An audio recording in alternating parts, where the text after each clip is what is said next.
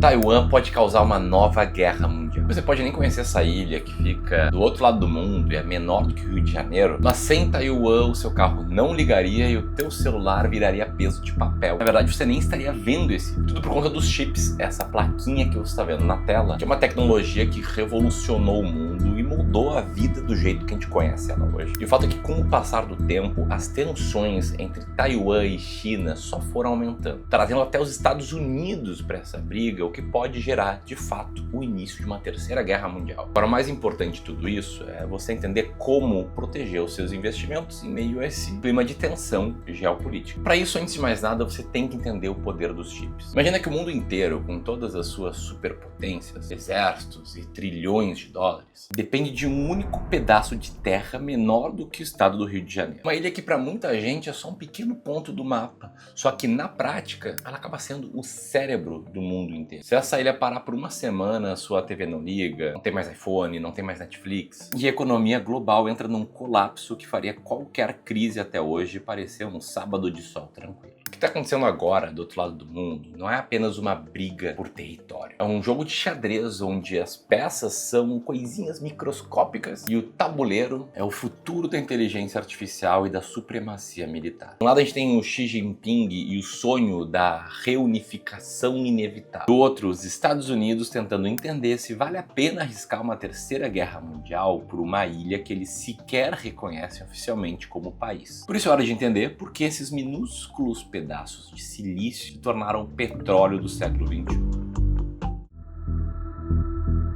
A gente vive cercado por tecnologia no dia a dia. Eu tô aqui com a minha câmera, com o meu microfone, alguém aparece aqui, com o meu computador, com roteiro, com iluminação. A tecnologia tá em todo o nosso redor, só que a gente raramente para entender o que tá por trás disso tudo. Só aceita que o celular liga, que existe eletricidade, internet, enfim, as coisas magicamente acabam funcionando. E é justamente por isso que os chips são tão importantes. Já tão acostumado a lidar com tecnologia que pra gente parece normal o mundo funcionar do jeito que ele funciona. E não é, né? Os chips ou semicondutores, eles parecem uma história de ficção científica. Isso beira o que a gente pode chamar de mágica. E assim, o ser humano ser capaz de produzir essa tecnologia é algo inimaginável. Eu não sou doutor em física, tá? Mas só para te explicar basicamente aqui como a coisa funciona. Quando a gente fala de chips, a gente está necessariamente falando de luz. E para produzir os chips, o ser humano teve que aprender a manipular a luz em um nível absurdamente pequeno. São impressos em placas de silício, esses wafers aí que tá vendo na tela, com design microscópico. Esse processo de design e de impressão se chama litografia. É literalmente manipular a luz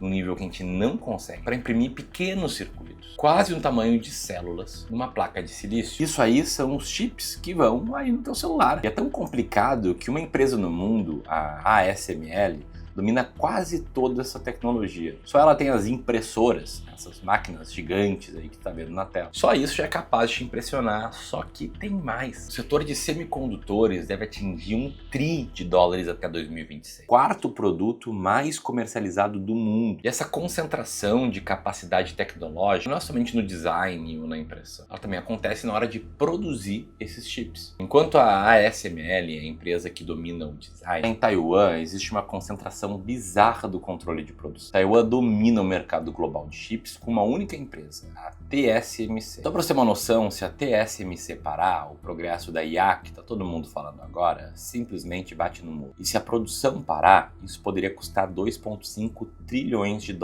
por ano. Isso é mais do que o Brasil gera de riqueza todos os anos, com sobra, e já estaria entre as 10 maiores economias do mundo. Isso fez com que Taiwan meio que tenha conseguido construir um escudo feito de silício para se proteger da China, uma rival histórica com pretensões reais de reunificação. E a própria China está correndo para conseguir chegar na sua autossuficiência, investindo pesado para parar de depender justamente de Taiwan. Só que tem um porém aqui. Quando a gente fala de semicondutores, a autossuficiência é impossível. O design é feito principalmente nos Estados Unidos, a placa é manufaturada em Taiwan e a montagem, adivinha, acontece na China e em todo o Sudeste Asiático. Então isso aí é uma confusão danada. E o mundo, ele fica preso numa rede onde Taiwan é o único fornecedor. E aí que a tensão deixa de ser econômica e entra num nível de sobrevivência. Para entender como essa briga começou, a gente tem que voltar a 1949. Foi quando os aliados do Mao Tse-tung ganharam a Guerra Civil Chinesa e tomaram o continente. Derrotados, nacionalistas aliados dessa pessoa que você está vendo na tela, fugiram para Taiwan. Desde então, Pequim olha para a ilha e vê uma província que precisa voltar para casa. Quando a China olha para Taiwan, ela nem pensa em outro país, ela pensa no filho rebelde. Só que para quem vive em Taiwan, a história é outra. A ilha virou uma democracia poderosa, aberta e rica. Inclusive a 10ª maior bolsa do mundo em termos de capitalização. Só que na China, a banda toca de forma diferente. Xi Jinping já deixou claro que para ele a reunificação é o trabalho que falta para concluir a Revolução de Mao. E isso não parece ser só retórica, não. O Departamento de Guerra dos Estados Unidos soltou um relatório dizendo que a China espera estar pronta para vencer uma guerra contra Taiwan até o final de 27. Eles estão modernizando seu exército, construindo porta-aviões e também treinando ataques nucleares. O poderio militar chinês é 12 vezes maior do que Taiwan. É tipo Davi contra Golias. A vantagem chinesa no mar é brutal. E aí onde é que entra os Estados Unidos nessa história? Bom, eles mantêm o que eles chamam de ambiguidade estratégica. Vendem armas para Taiwan, tendo vendido mais de 50 bi de dólares em equipamentos de defesa desde 1950. Inclusive, Taiwan só fica atrás da Arábia Saudita, Israel e do Japão, entre os maiores compradores de armas americanas. E recentemente, o presidente da ilha prometeu gastar mais 40 bi de dólares em armamento para os próximos 8 anos. Mas ao mesmo tempo, os Estados Unidos não dizem com todas as letras se eles vão lutar se acontecer uma invasão ali em Taiwan. Mas depois que o Trump virou presidente, onde tudo ficou mais confuso, onde tudo virou uma incógnita. Pode gostar do Trump, você pode não gostar do Trump, mas todo mundo concorda que ele é muito menos previsível. Com o presidente americano sinalizando que Taiwan deveria pagar pela própria proteção, é exatamente onde mora o perigo. É num jogo onde ninguém sabe exatamente qual é a linha vermelha do outro. Se a China vai ser capaz de atacar o Taiwan em 2027, ninguém sabe. Mas tem um lugar no mundo onde poderia começar uma terceira guerra mundial. Esse lugar é essa ilhazinha, menor também do que São Paulo, lá do outro lado do mundo. E como eu te mostrei, Taiwan domina a produção global de chips. Isso realmente significa que se Taiwan parar, os chips não são fabricados e o mundo, como a gente conhece, vai parando aos poucos. E aí, nisso tudo, você pensa, beleza, Ramiro, pô, história legal, gostei. Vou contar aí no almoço de domingo, né? Vou fazer um churrascão, vou lá chamar meu sogro, vou explicar tudo isso pra eles. Cara, o negócio é o seguinte, tá? Ali na minha corretora, com meu dinheiro, o que eu faço? Eu mudo a forma de investir? Se vem uma terceira guerra mundial, eu compro ouro?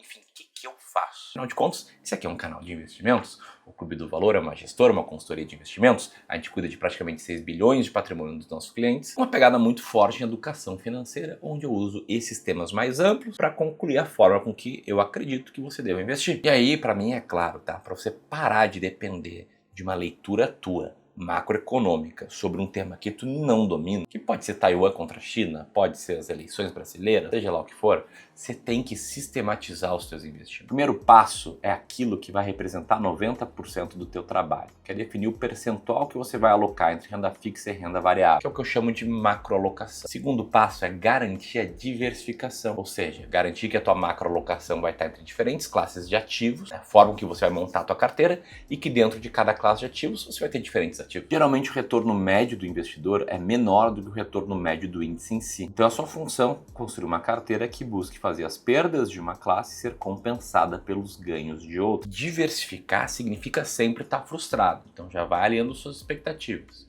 Porque se você diversifica, por exemplo, entre renda fixa pós-fixada, ou seja, CDI, sei lá, ações brasileiras, no ano em que a bolsa sobe muito, você pensa, poxa, eu deveria ter mais bolsa. No ano em que a bolsa cai, você pensa, poxa, eu deveria ter deixado mais dinheiro em CDI. Você vai garantir todos os anos, uma carteira bem diversificada, que vai ter uma parcela pequena no grande vencedor do ano, mas vai ter uma parcela também pequena no grande perdedor do ano. Só que no longo prazo, ano após ano, você vai ter uma carteira que vai tender a render mais com muito menos risco. Isso desde que você faça a manutenção dessa carteira, que é o que a gente faz aqui no nosso serviço de wealth. A gente ajuda os investidores a direcionar os aportes, a gente cobra para que eles façam aportes, sigam um bom plano financeiro para conquistar a liberdade financeira, e a gente dá todo esse suporte no rebalanceamento, que é o processo de trazer a tua carteira de onde ela está, eventualmente bagunçada, de volta para a tua alocação alta. Carteira rebalanceada sistematicamente tende a ganhar mais dinheiro no longo prazo, como mostra esse gráfico. E esse processo de 3 etapas é essencial de ser seguido, em especial em momentos mais voláteis como o atual. E aqui, é claro, eu falo rápido sobre isso, porque o tema do vídeo é Taiwan e China, mas se você quiser conhecer